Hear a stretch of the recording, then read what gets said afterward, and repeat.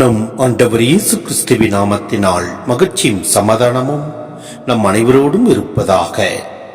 எபேசியர் 4:21-27 முடிய. உண்மையில் நீங்கள் இயேசுவை பற்றி கேள்விப்பட்டதும் கற்றறிந்ததும் அவரிடம் உள்ள உண்மைக்கேற்பவே இருந்தது. எனவே உங்களுடைய முந்தின நடத்தையை மாற்றி தீய நாட்டங்களால் ஏமாந்து அழிவுறும் பழைய மனிதர்க்குரிய இயல்பை களைத்து விடுங்கள். உங்கள் மனப்பாங்கு புதுப்பிக்கப்பட வேண்டும். கடவுளது சாயலாக படைக்கப்பட்ட புதிய மனிதர்க்குரிய இயல்பை அணிந்து கொள்ளுங்கள்.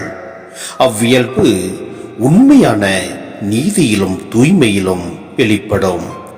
ஆகவே பொய்யை விலக்கி ஒருவரோடு ஒருவர் உண்மை பேசுங்கள்.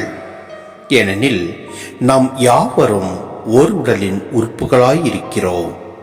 சினமுற்றாலும் பாவம் செய்யாதிருங்கள். பொழுது சாய்வதற்குள் உங்கள் சினம் தனியட்டும். அழகைக்கு இடம் கொடாதீர்கள்.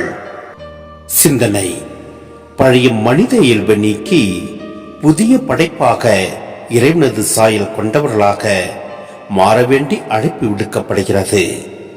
ஊழியல்பு உள்ள மனிதரில் சாதாரண மாற்றம் மட்டும் நிகழ்ந்தால் போதாது, அவர்கள் புது படைப்பாக மாற வேண்டும்.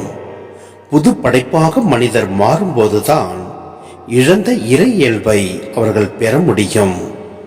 பொய்மையை விடுத்து உண்மை பேச வேண்டும் என்ற அழைப்பு.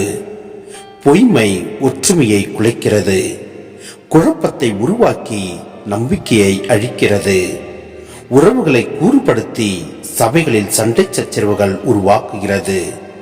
இரண்டாவது, சினத்தை வேறறுக்க அழைப்பு. சினம் கொள்வது உறவுகளை பாதிப்பதோடு மனிதரை ஆழமாக காயப்படுத்தக்கூடியது. மனித உறவுகளை கசப்பாக்கி அழிக்க வல்லது.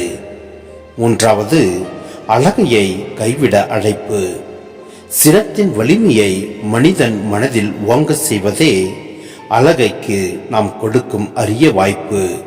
எனவே இவ்வாறு நாம் ஒவ்வொன்றையும் கைவிட்டு நம் ஆண்டவரின் அன்பில் நிலைத்திருப்போம். இறைவனது சாயல் கொண்டவர்களாக மாற நாம் அழைக்கப்பட்டுள்ளோம். எனவே நம் ஆண்டவரில் நிலைத்து நிற்போம். எல்லாம் அல்ல இறைவன் நம்மை நிறைவாய் ஆசீர்வதிப்பார். ஆமேன்.